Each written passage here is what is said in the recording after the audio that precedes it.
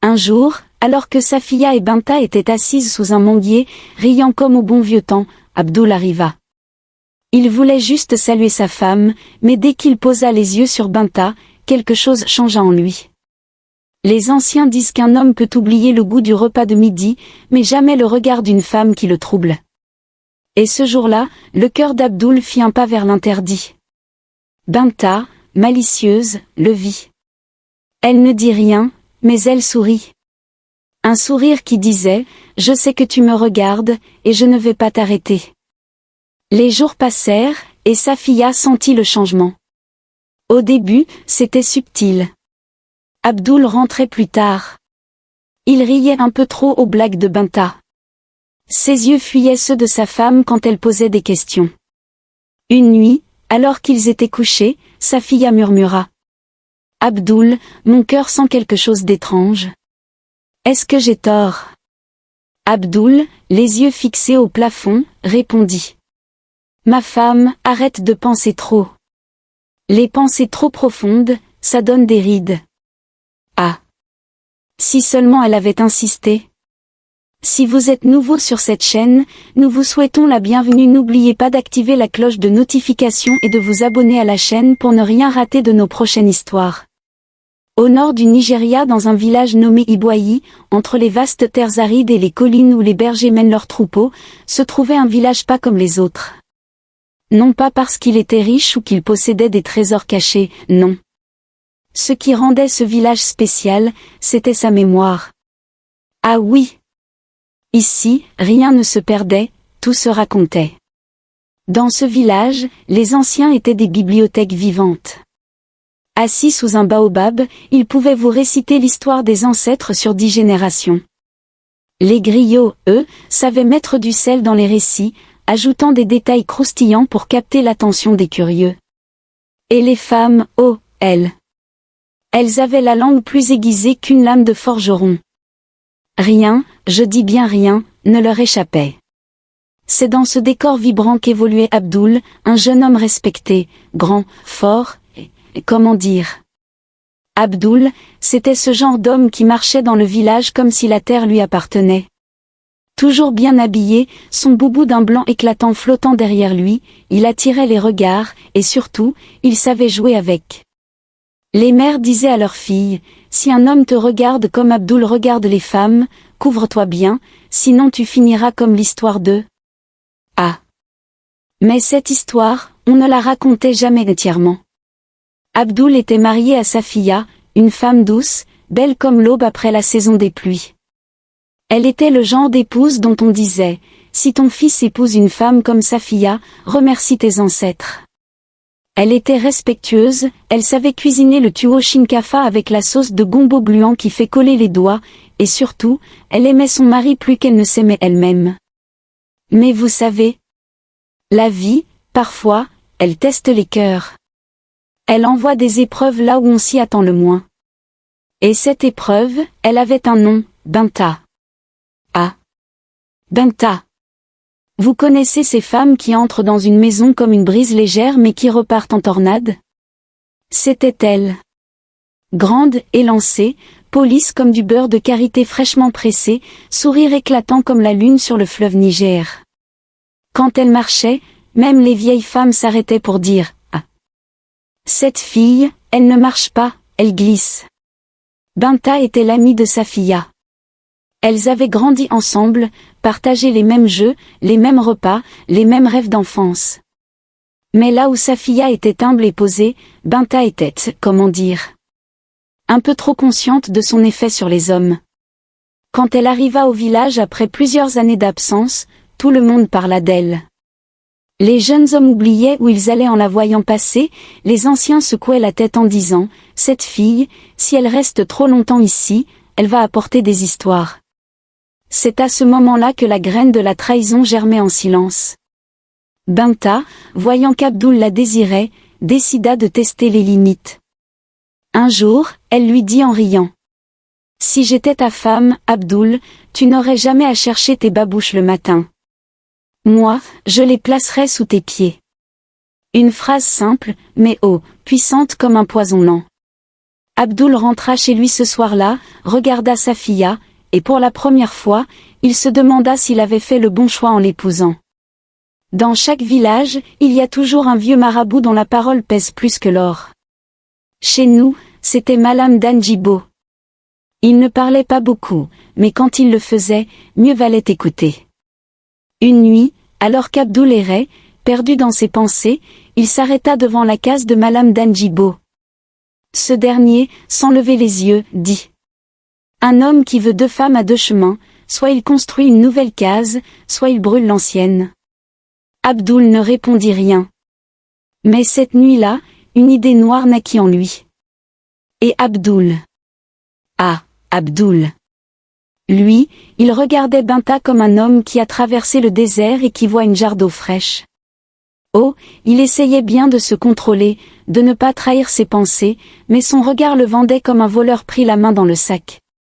Le matin, au marché, alors que Safiya et Binta marchaient ensemble, Abdul se trouvait toujours par hasard sur leur chemin.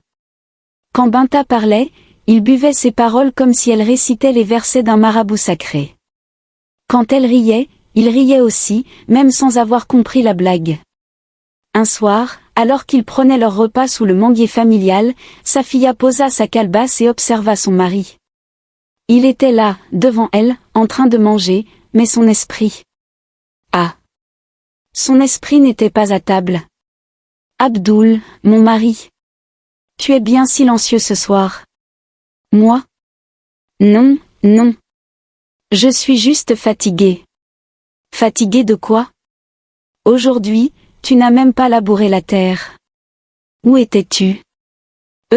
Au marché. Ah. Le marché, ou bien chez une certaine amie de ta femme.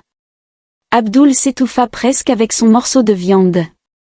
Il toussa, prit son calebasse d'eau et but longuement. Puis il la regarda, cherchant une échappatoire. Safiya. Binta est ton amie. Pourquoi parler d'elle ainsi? Justement. Elle est mon amie. Mais toi, est-ce que tu es encore mon mari? Le lendemain, Safiya décida d'aller parler à Binta. Elle la trouva assise sous un arbre, tressant des cheveux à une fillette. Elle s'approcha doucement, mais son cœur battait fort. Binta. Ah, ma chère amie. Viens t'asseoir. Binta. Je vais être directe. Il y a quelque chose entre toi et mon mari. Binta arrêta de tresser, releva la tête et la regarda longuement. Puis, elle sourit. Safiya. Je suis ton amie. Ton mari n'est qu'un homme, et les hommes regardent. Aïe, aïe, aïe. Cette phrase-là. Mes amis, c'était comme une gifle invisible. Un couteau qui coupe doucement, sans bruit, mais qui laisse une cicatrice profonde.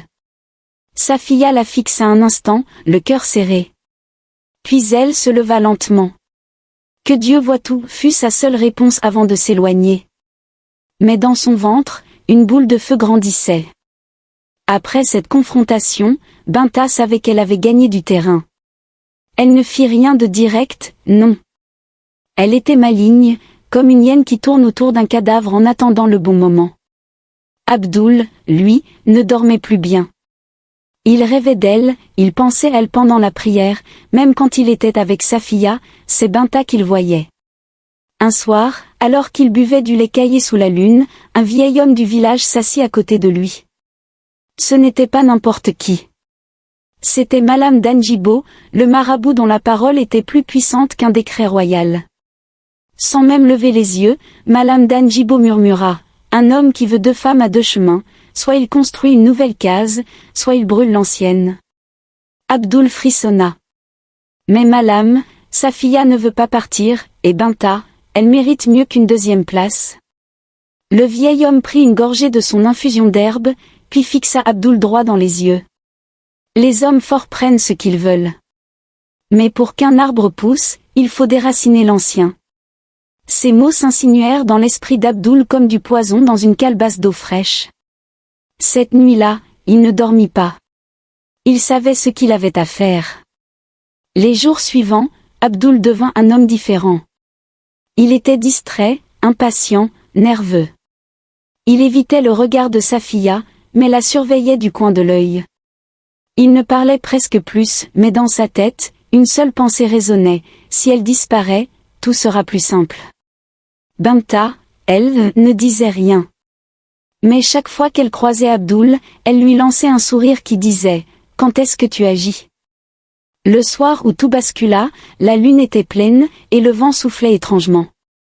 Safiya, fatiguée de l'attitude de son mari, s'approcha de lui après le repas. « Abdul, qu'as-tu » ? « Rien. Depuis quand un homme heureux devient une ombre dans sa propre maison ? » « Arrête, Safiya. »« Non. Je ne vais pas arrêter. Dis-moi, cette femme, elle est plus importante que moi. » Abdul la regarda, et à cet instant, il sut que c'était fini. Il ne pouvait plus cacher ce qu'il ressentait. Oui. Ce mot-là, mes amis. Ah. Il claqua dans l'air comme un coup de tonnerre avant la pluie. Safiya recula, choquée. Tu es mon mari. Et alors ? Les hommes prennent ce qu'ils veulent. Cette nuit-là, Abdul prit une décision qui scella son destin. Il invita Safiya à une promenade près de la rivière. Elle hésita, mais elle était encore une femme amoureuse. Alors, elle le suivit. La trahison est un feu qui brûle plus fort que le soleil du Sahel. Mais ce qu'Abdul ignorait, c'est qu'un amour trahi peut réveiller des forces qu'aucun marabout ne peut contrôler.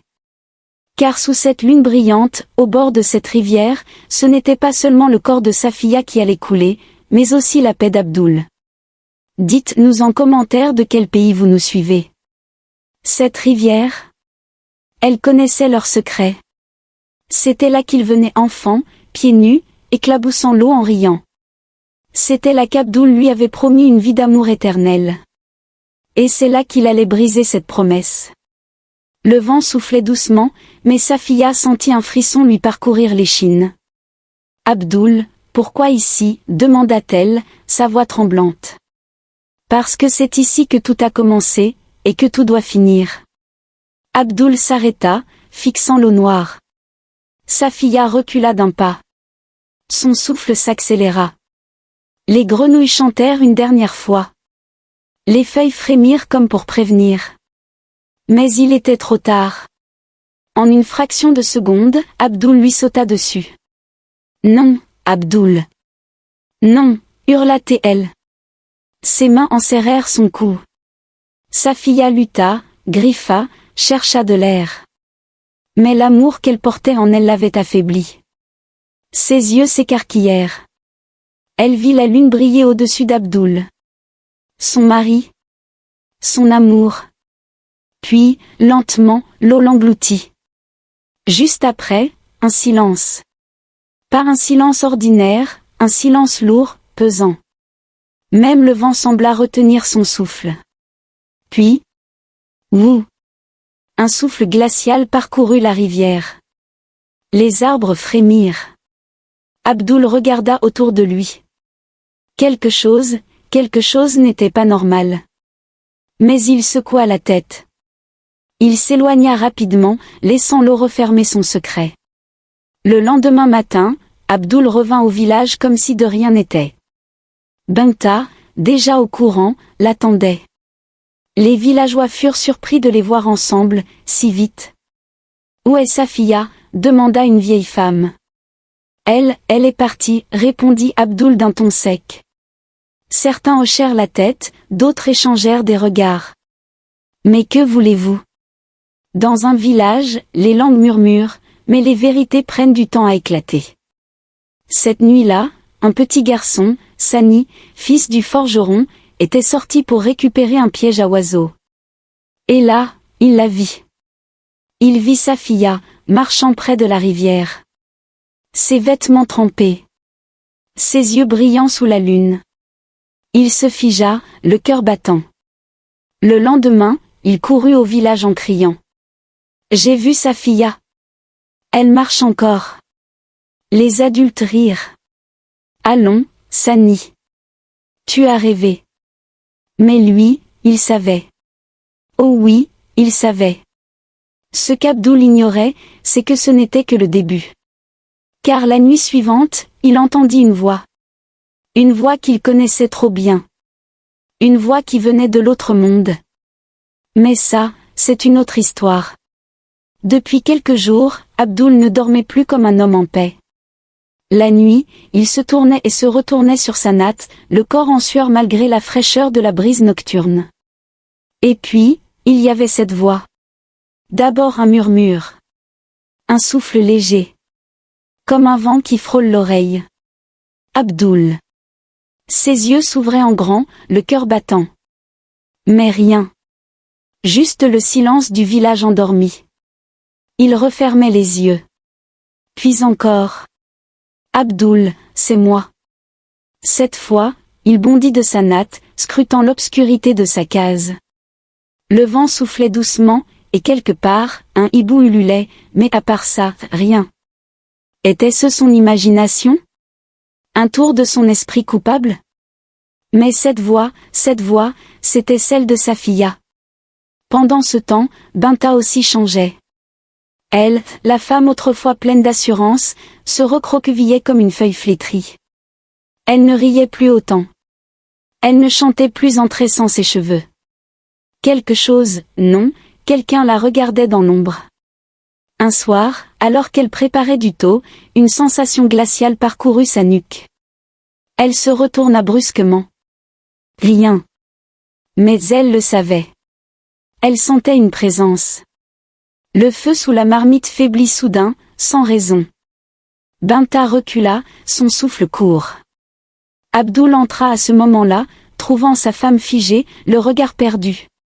Binta, que se passe-t-il? Elle leva des yeux hantés vers lui. Elle est là. Abdul frissonna. Qui? Binta se mit à trembler. Safiya. Le village était en fête ce soir-là. Les tam-tams résonnaient. Les feux de camp illuminaient les visages souriants. On dansait, on chantait, on racontait des histoires sous les étoiles. Abdul et Binta étaient là, assis au milieu des villageois. Mais, quelque chose clochait. Binta ne souriait pas. Elle regardait autour d'elle, nerveuse. Abdul aussi sentait une lourdeur dans l'air. Comme si la nuit elle-même retenait son souffle. Et soudain, le feu du grand bûcher s'éteignit d'un coup. Pas de vent, pas de pluie, mais la flamme mourut comme si une main invisible l'avait soufflée. Le silence tomba sur le village. Et c'est là que tout bascula. Dans l'obscurité, une silhouette se dessina. D'abord floue, puis plus nette. Une femme, debout. Vêtue d'un pagne trempé. L'eau dégoulinait de son corps comme si elle venait tout juste de sortir de la rivière. Ses yeux. Ses yeux n'étaient plus noirs comme avant. Ils étaient blancs. Vides. Et puis, cette voix. Glaciale. Tranchante comme la lame d'un coupe-coupe. Abdul. Le sang d'Abdul se glaça. Binta écarquilla les yeux, incapable de bouger. La silhouette avança lentement. Ses pieds ne touchaient même pas le sol. Tu m'as tué, pour elle. Abdul se recroquevilla, le souffle court. Maintenant, regarde ce que tu as obtenu. Elle leva la main. Un vent violent balaya le village. Les flammes vacillèrent. Et soudain, Binta poussa un cri perçant. Son corps se raidit. Ses yeux se révulsèrent. Puis, elle s'écroula. Raide morte. Ah! Ce fut la panique. Les femmes crièrent. Les enfants pleurèrent. Un ancien se signa, murmurant des prières. Mais Abdul, lui, il hurla comme un fou. Il se leva et courut. Il courut sans regarder derrière lui, trébuchant sur les racines, poussant les villageois sur son passage. Mais on ne fuit pas son destin, mes amis. Les hommes du village s'élancèrent à sa poursuite. Et cette fois, il n'y aurait pas d'échappatoire. Quand ils l'attrapèrent, il était à bout de souffle, le visage couvert de poussière. Les anciens se rassemblèrent sous le grand baobab sacré.